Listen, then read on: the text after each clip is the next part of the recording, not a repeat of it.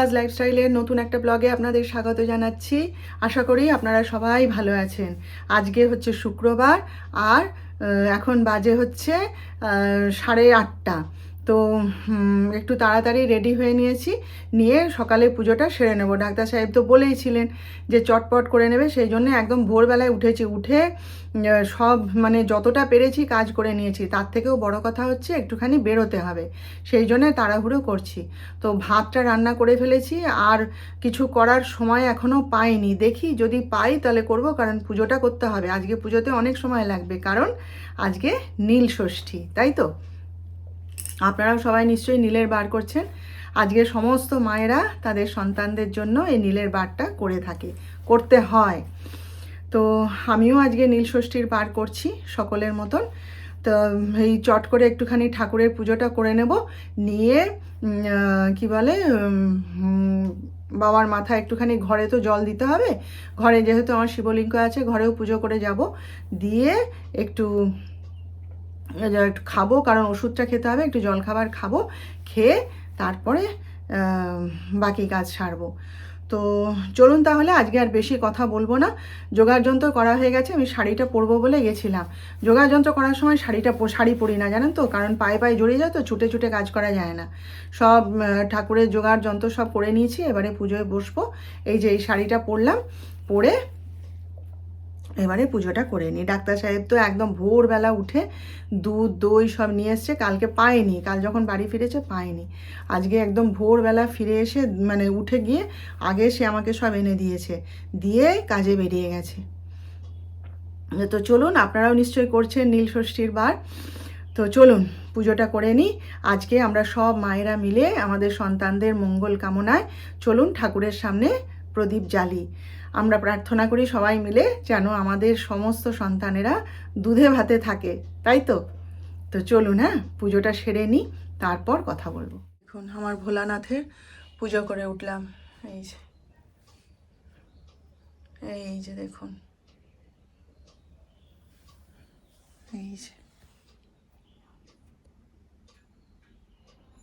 এই মাত্র পুজো করে উঠলাম, দেখুন। আর এই যে গোপালকে জল খাবার দিয়েছি, সব দেবতার পুজো করা হয়ে গেছে। এই যে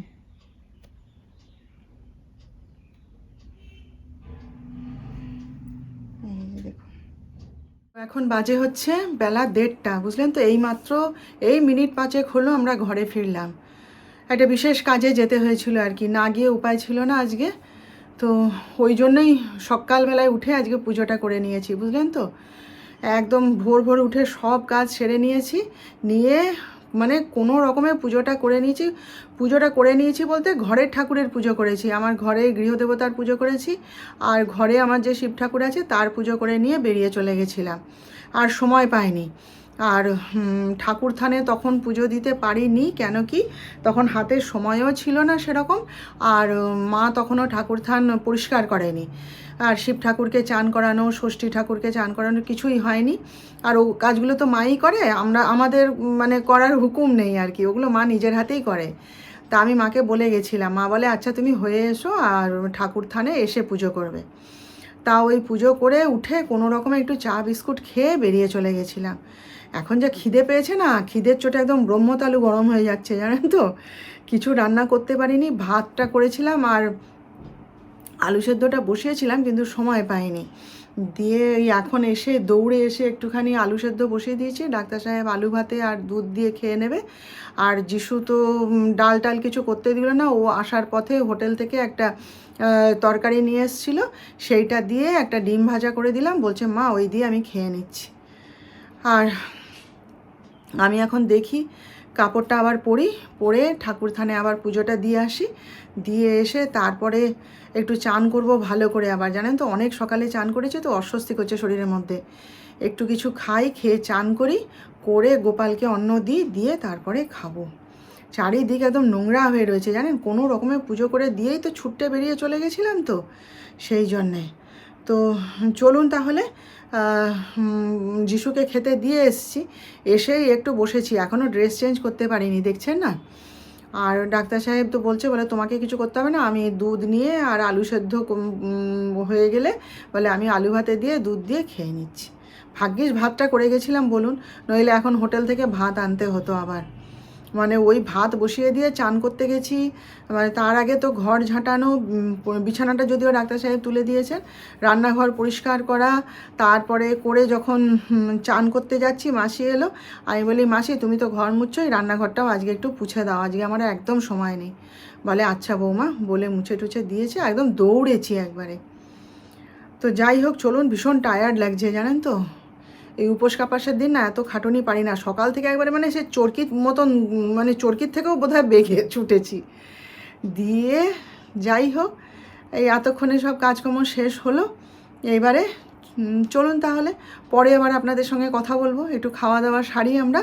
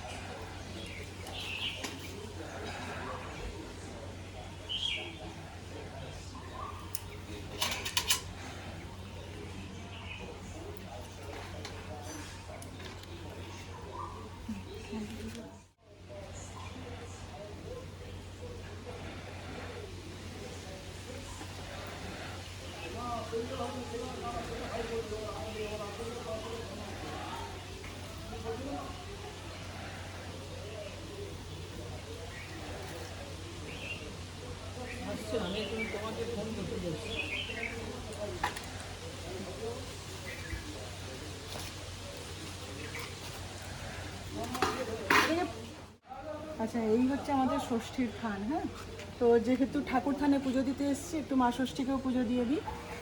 উঠতে পারবো না, উঠতে গেলে ভয় লাগে, এখানটা ভীষণ ভয় লাগে জানেন, পড়ে যাবো বলে।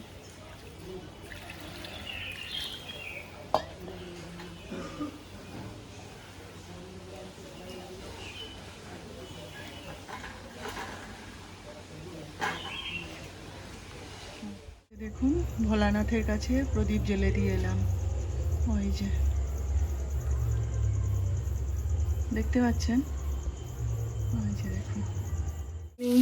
এখন বাজে হচ্ছে 7:30। তো এই চারিদিকে সন্ধ্যা দেখিয়ে গোপালকে শয়ন দিয়ে এবার ঘরটরগুলো একটু গুছালাম জানেন। এসে পরে তো খেয়েই যা মানে শুয়ে পড়েছি, এত শরীর খারাপ লাগছিল না। এক তো ভোরবেলা উঠেছি, উঠে তো মানে সে দৌড়ে দৌড়ে দৌড়ে দৌড়ে সব কাজ যতটা পেরেছি করেছি, চরকির মতো ঘুরেছি একদম। গিয়ে তারপরে আবার ভোরবেলায় চান করেছি। আর যাবে কোথায়, শরীর খারাপ শুরু হয়েছে, অত ভোরে চান তো আমার অভ্যাস নেই না। চান টান করেছি, করে পুজোটা করে টোরে আবার দৌড়েছি, আবার এসে কাপড় পরেছি, পরে আবার ঠাকুর থানে পুজো করেছি, করে কোনো রকম একটু খেয়ে তখন এত শরীর খারাপ লাগছে আমি শুয়ে পড়েছিলাম জানেন তো। আর কোনো দিকে আর তাকাইনি, গোটা মানে পুরো ঘর একদম লন্ডভন্ড হয়েছিল। দিয়ে তারপরে একটুখানি শুয়েই ছিলাম, আজকে আর চা খেতেও উঠিনি। আমি দুধ ছাতা আর চা খেতে হবে না, লিকার চা থাক, আমি একবারে উঠে খাবো, এত তখন শরীর খারাপ লাগছিল। দিয়ে তারপরে উঠে এই সন্ধ্যা টন্ধা দিয়ে ঘরটার গুছালাম, গুছিয়ে এখন এসেছি জল খাবার করতে, একটুখানি চাও বানাবো জানেন, দাঁড়া দেখাচ্ছি। এই যে দেখুন সিদ্ধ করে রেখেছি, একটু চাও বানাবো, নিরামিষ চাউই বানাবো। যিশু খাবে না, সে তার এগরোল কিনে খেয়ে নিয়েছে, এগরোল অর্ডার করে খেয়ে নিয়েছে। আর ওবেলায় ভালো খাওয়া দাওয়া তো হয়নি, যে যেমন পেরেছে খেয়ে নিয়েছে, শুধু ভাতটাই তো করে রেখে যেতে পেরেছি না। তাই জন্যে আমি নিজেই বলেছিলাম যে আমি রাত্রেবেলায় তাহলে তোদের একটু লুচি করে দেবো, আর আমিও খেয়ে নেবো আজকে লুচি। তা ডাক্তার সাহেব আবার তার সঙ্গে জুড়ে দিয়েছে, বলে যে পনির আনছি, তাহলে একটু পনির বানাবে। আমি ঠিক আছে নিয়ে এসো, দেখি কতটা কি পারি। হ্যাঁ, বলছে না তাহলে তুমি না পারলে আমি করে দেবো। আমি আচ্ছা দেখা যাক না কি কত দূর হয়, লুচি করতেও তো খাটতে হবে বলুন। তো এই আর কি। তা এখন মানে চা একটু খাবো, মোটা করে একটু বেশ দুধ দিয়ে চা বানিয়ে খাবো, আর একটু চাউটা বানাই, আর নিজের জন্যই বানাচ্ছি। যিশু তো খাবেই না, ডাক্তার সাহেব তো এক্ষুনি এসছিলেন, এসে দেখে টেকে আবার বেরিয়ে গেলেন। সে 5 কাজের মানুষ, সে কি আর ঘরে বসে থাকলে তার চলে বলুন? সে দৌড়ে বেড়ায় সব সময়, ওই আসছে যাচ্ছে এই করে যাচ্ছে। আর আজকে জানেন, কালকে সকালবেলায় তো দুধ নিয়ে আসতে পারেনি, কালকে সকালে বলছি, কালকে রাত্রেবেলায় তো দুধ আনতে পারেনি, কাজ করে শেষ করে যখন ফিরেছে তখন আর দুধ পাওয়া যায়নি। ওই জন্য আজকে একদম ভোরবেলা সে আমার আগে উঠে দৌড়ে গিয়ে দুধ দই সব নিয়ে এসেছে। তো এবার সেই একটা কথা আছে জানেন তো, সে ধরে আনতে বললে বেঁধে আনে। আমার বরের রয়েছে আজকে তাই, তাকে বলেছিলাম 1 প্যাকেট দুধ আর একটুখানি দই নিয়ে এসো। সে একদম মানে যত রকমের দুধ আছে, আমুল দুধ, রেড কাউ, আবার কি একটা দেখলাম নতুন আজকে কি লাইফ চ্যাট না কি একটা দুধ, 3 প্যাকেট দুধ নিয়ে চলে এসছে। আবার দই নিয়ে এসছে ওরকম 500 2টো প্যাকেট। আমি বলি এত দুধ কি হবে? আবার মদন দিয়ে গেছে, গরুর দুধ যেমন দেয় সেরকম। আমি বলি এত দুধ কি হবে? বলে খাও খাও, প্রাণ ভরে খাও, সব উপোস টাপাস করছো, আর ভালো দুধ ওগুলো, আর বাবার মাথায় প্রাণ করে ঢালো, আর দুধ ফুটাও, ফুটিয়ে চাটা খাও না, উপোস করে রয়েছো সব, খাও, বুঝুন। অত দুধ সব বসে বসে জানেন ফুটালাম। সে খেয়ে উঠে গ্যাস ট্যাস পুছে পরিষ্কার করে আবার সেসব দুধকে ফুটালাম, ফুটিয়ে তারপর বিশ্রাম নিতে গেছিলাম। ওই জন্য মনে হয় আরও শরীর খারাপ হচ্ছে জানেন। যাই হোক, চলুন একটুখানি চা বানাই আর একটুখানি জলখাবার খাই, খিদে পেয়েছে প্রচুর জানেন তো। চলুন, হ্যাঁ, পরে কথা। যে রাতের খাবার রেডি করে ফেললাম। এখানে হচ্ছে ডাক্তার সাহেবের জন্য রুটি, এই যে আমারও সকালের জলখাবার করে নিয়েছি। এখানে হচ্ছে যিশুর জন্য লুচি, সে বলে দিয়েছে সে লুচি ছাড়া কিচ্ছু খাবে না। তার বাবা বলেছিল যে তুই এগরোল খেলি তো রুটি খা, লুচি আর খেতে হবে না। বলেছে না তাহলে আমি খাবো না, সেই জন্য ওর জন্যে লুচি, আর আমিও একটুখানি লুচি খাবো, আর কিছু খেতে ইচ্ছে করছে না। আর এখানে এই যে পনিরের তরকারি, এটা ডাক্তার সাহেব করে দিয়েছেন।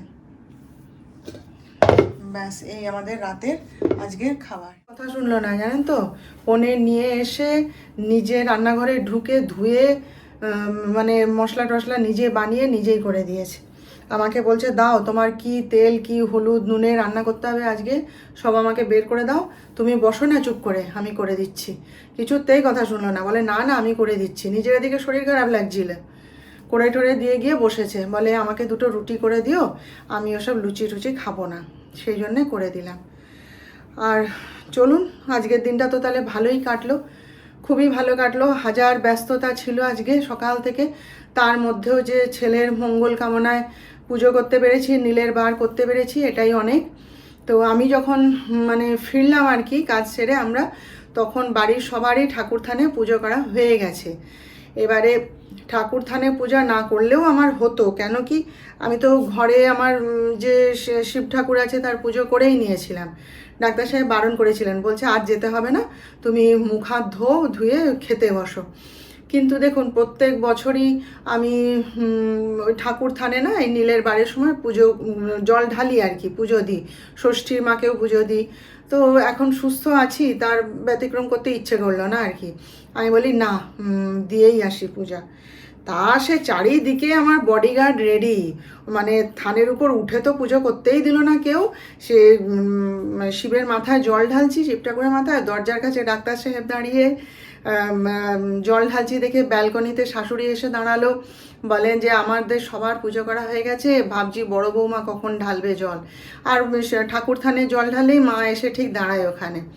সে মা শাশুড়ি মা দাঁড়িয়ে রইল, ছেলে এদিকে পিছনে দাঁড়িয়ে আছে ভিডিও করে দিচ্ছে। থানের উপর তো উঠতেই দিল না, ওই দাঁড়িয়ে দাঁড়িয়ে কোনো রকমে মানে পুজোটা করলাম। তো যাই হোক, সে যেভাবেই হোক পুজো তো করেছি ছেলের মঙ্গল কামনা করে, ব্যাস এটাই আমার কাছে অনেক। তো চলুন তাহলে আজকের মতন এখানেই রাখছি, কালকে আবার দেখা হবে। আপনারাও সবাই ভালো থাকবেন, আজকে তো সবারই উপোস কাপাস গেল, তো সবাই আপনারা ভালো থাকবেন। আমাদের কালকে আবার দেখা হবে নেক্সট ব্লগে নতুন বিষয় নিয়ে। আর আমার আজকের এই ভিডিওটা যদি আপনাদের ভালো লেগে থাকে তাহলে একটা লাইক শেয়ার ও সাবস্ক্রাইব প্লিজ করে দেবেন।